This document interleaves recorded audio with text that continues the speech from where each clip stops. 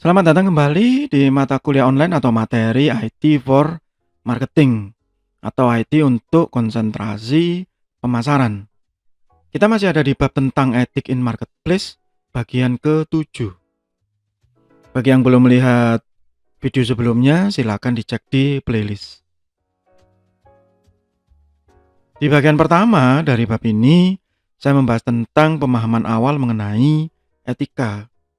Di bagian kedua, saya membahas tentang definisi umum mengenai market atau pasar. Di bagian ketiga, saya membahas tentang etika yang biasanya terjadi secara umum di market atau pasar. Bagian keempat, saya membahas tentang marketplace dan etika yang ada di dalamnya. Bagian kelima, saya melanjutkan lagi dan membahas mengenai undang-undang perlindungan konsumen atau peraturan tertulisnya.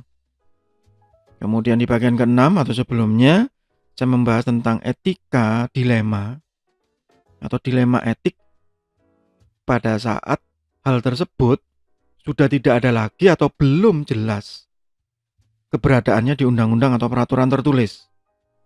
Khususnya kalau di e-commerce atau marketplace secara digital, yaitu tentang privacy and information right.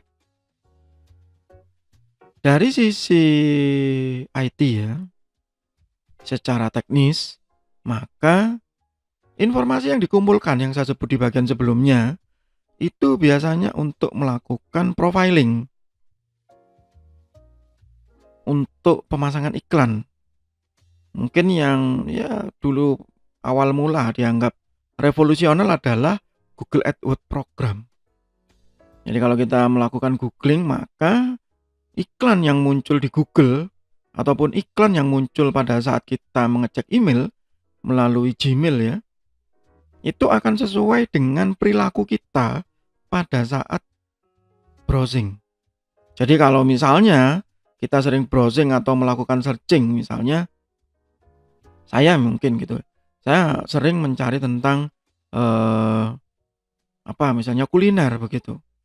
Maka yang muncul di iklan kita ya tentang kuliner, makanan, begitu. Kalau saya senang gitu ya, searching tentang sepak bola, ya pasti akan muncul iklan-iklan yang berkaitan dengan sepak bola. Sehingga itu profiling yang nantinya itu akan berhubungan dengan advertising network, track consumer, and browsing behavior on web. Sehingga nantinya konsumen itu akan secara dinamis melihat sesuatu yang dia sukai. Dynamically adjust what user sees on screen. Dan profil ini akan berubah sesuai dengan perilaku kita di internet. Dan ini tidak hanya Google ya, tetapi juga Instagram, tetapi juga Facebook. Nah, mereka semua melakukan hal yang sama. Bing, Yahoo, semua sama. Itu yang ada di Sudan. Itu juga akan memberi pertanyaan khusus kepada kita. Berarti selama ini mereka memata-matai kita dong. Kita kelihatan, kita browsing apa saja. Ya kalau nggak mau dimata-matai pada saat Anda browsing ya, gunakan mode private. Atau kalau di beberapa browser namanya apa itu? Incognito ya. Jadi kita tidak terlihat oleh mereka, tidak bisa dilacak. Ya, tapi secara umum kan tidak semua orang awam paham mengenai hal tersebut. Ya, mereka biasanya melacak dengan menggunakan cookies. Saya tidak membahas ini secara teknis ya, karena bukan ruang lingkupnya ada di sini. Yang jelas cookies secara umum bisa saya definisikan piece of information that allow a website to record when coming and going. Dan biasanya ini tersimpan di perangkat kita masing-masing sebenarnya. Sehingga pada saat kita browsing di perangkat tersebut, yaitu yang muncul. Kalau perangkat yang kita gunakan itu digunakan banyak orang, ya maka cookies ini akan tercampur aduk dengan record atau rekaman atau rekam jejak dari banyak orang. Nah itu. Di luar negeri cookies ini sudah masuk ke peraturan tertulis ya, di Uni Eropa, di Amerika, sehingga kalau kita sekarang browsing ke website tertentu yang menggunakan cookies, maka kita akan diberi warning atau peringatan bahwa website ini menggunakan cookies. Masih mau melanjutkan atau tidak? Nah, begitu. Indonesia, Pak, ya belum, itu masalahnya. Sampai pada saat video ini dibuat.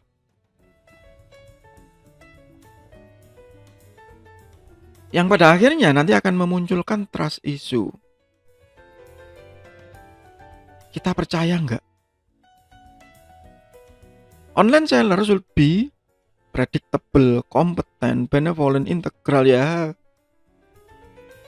Seller impian ya. Saya tidak bilang seller begini ini tidak ada dan banyak.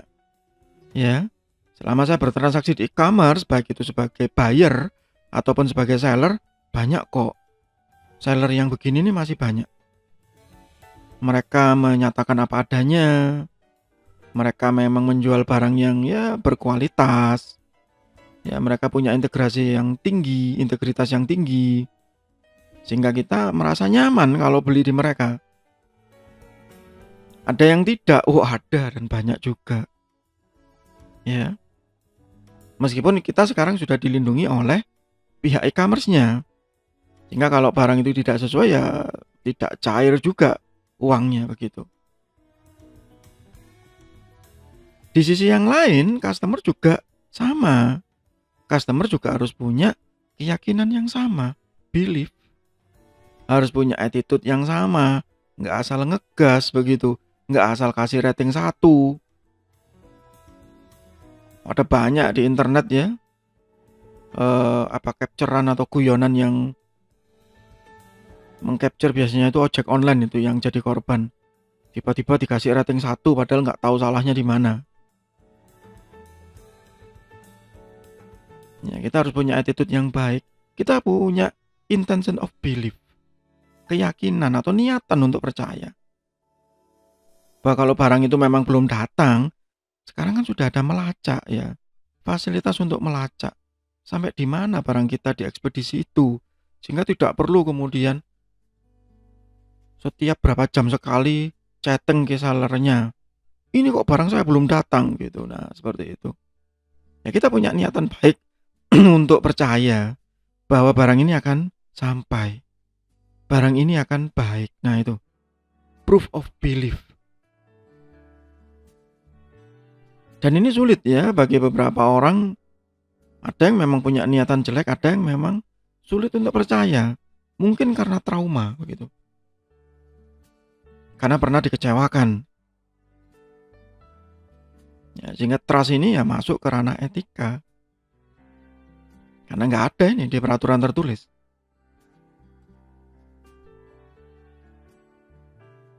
Hal-hal yang masuk ke ranah etika ini sebenarnya di batiniah gitu ya, kalau di filosofi ya, bukan di lahiriah. Sehingga ada mental stage.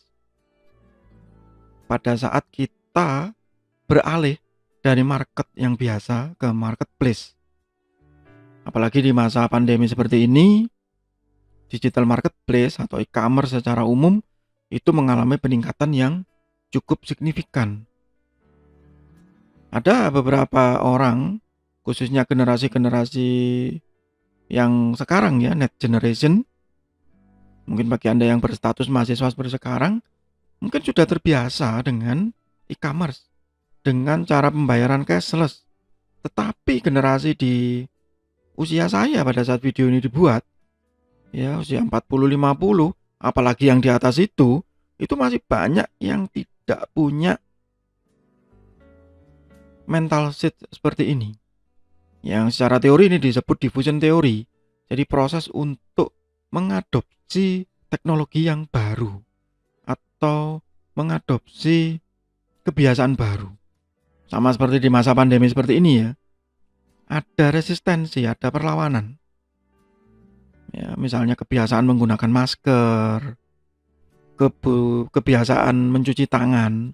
Nah, begitu itu ada proses adopsinya, ada adaptasi, ada mental state yang harus dimiliki.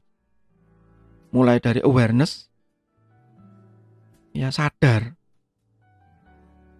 Misalnya begitu, masih banyak ya generasi saya ataupun yang di atas saya terutama ya, baby boomer itu, kelahiran 60, 50 terutama itu yang tidak percaya dengan cashless.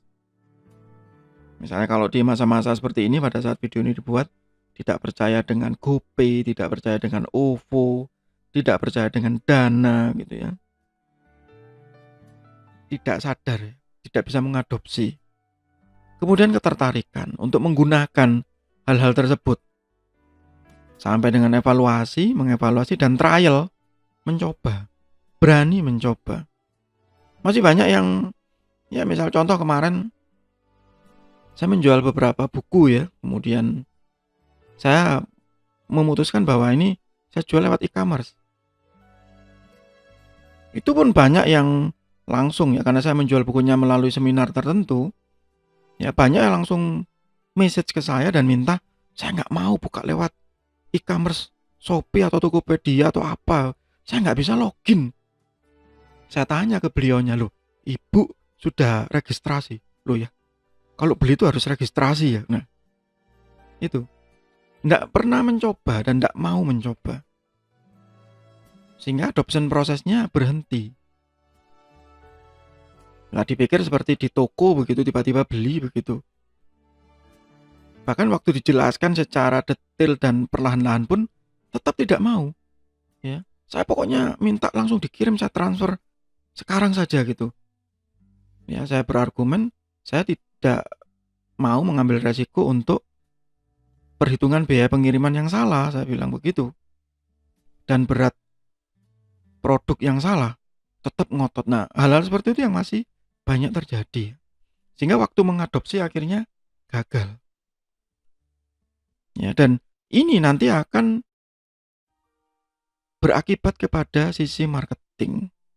Ya, karena kita ada di pembahasan tentang atau materi IT for marketing ya. Sehingga ada kultur, ada budaya.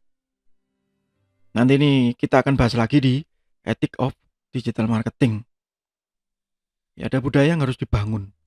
Mungkin pada saat masa pandemi seperti ini, budaya itu bisa dipercepat ya, karena keterpaksaan. Dan ada sensitivitas, sensitif terhadap lingkungan. Sehingga pada akhirnya nanti akan ada adaptasi. Ya, budaya-budaya tersebut akan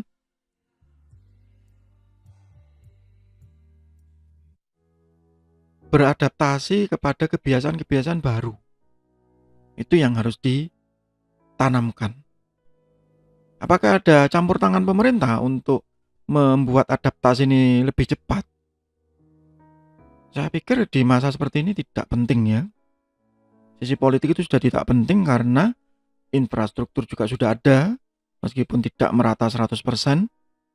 Kemudian sellernya juga sudah siap. Ya, sudah banyak UMKM yang di masa pandemi seperti ini sudah dengan sadar beralih ke online.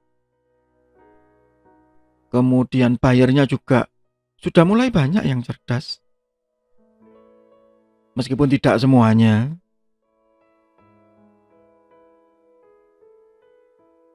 Sehingga yang diperlukan adalah adaptasi. Adaptasi terhadap kebiasaan baru. Di beberapa negara yang mungkin Anda bisa cari itu di YouTube ya, di Cina, di Jepang yang atau di US yang memang sudah sangat terbiasa dengan cashless ya. Kalau di US kartu kredit ya, kalau di Cina bahkan lebih revolusioner gitu ya, dengan face recognition, dengan QR code gitu. Sedangkan di Indonesia membayar menggunakan QR code saja di beberapa toko itu masih langka ya. Mungkin kalau di kota besar banyak, tapi kalau di kota-kota kecil masih banyak orang yang ragu-ragu. Saya masih ingat pernah pada satu saat saya bertransaksi gitu ya, di salah satu toko gitu, saya membeli tas itu untuk anak saya dan saya bertransaksi menggunakan OVO, menggunakan QR code. Ya, saya masih ingat pertanyaan yang antri di belakang saya pada saat saya bertransaksi dengan QR code tadi. Dia bilang, loh Pak bisa ya pakai begitu itu bayarnya? Padahal ini yang tanya di belakang saya ini bukan generasi baby boomer ya. Saya yakin 100% dia masih mahasiswa. Dia tanya, "Bisa ya Pak? Saya juga punya OVO itu, tapi gimana caranya supaya saya bisa bayar seperti itu?" Nah, itu kultur ya. Apakah ada sosialisasi? Saya pikir sosialisasi ini sudah sangat banyak ya di iklan-iklan mereka. Ya meskipun itu masih kurang begitu. Ya karena yang dilakukan oleh pihak-pihak vendor itu lebih banyak promo ya. Jadi kalau menggunakan ini nanti akan saya beri cashback begini, begini, begini. Jadi ya mungkin adaptasinya hanya sementara ya. Pada saat promo itu hilang ya sudah hilang. Begitu. Sehingga itu different national market. Yang pada akhirnya nanti akan menimbulkan masalah baru, etika-etika baru dari hal-hal yang baru tersebut. Itu untuk sementara pembahasan saya tentang ethic of marketplace. Masih banyak sebenarnya yang harus dibahas, ya tapi kita harus membatasi karena nanti akan ada banyak lagi pembahasan lain yang include di dalamnya. Terima kasih. Kita akan ketemu lagi di bab yang lain, masih di mata kuliah online atau materi IT for marketing atau IT untuk konsentrasi pemasaran. Semoga bermanfaat. Tetap sehat, tetap semangat. Terima kasih.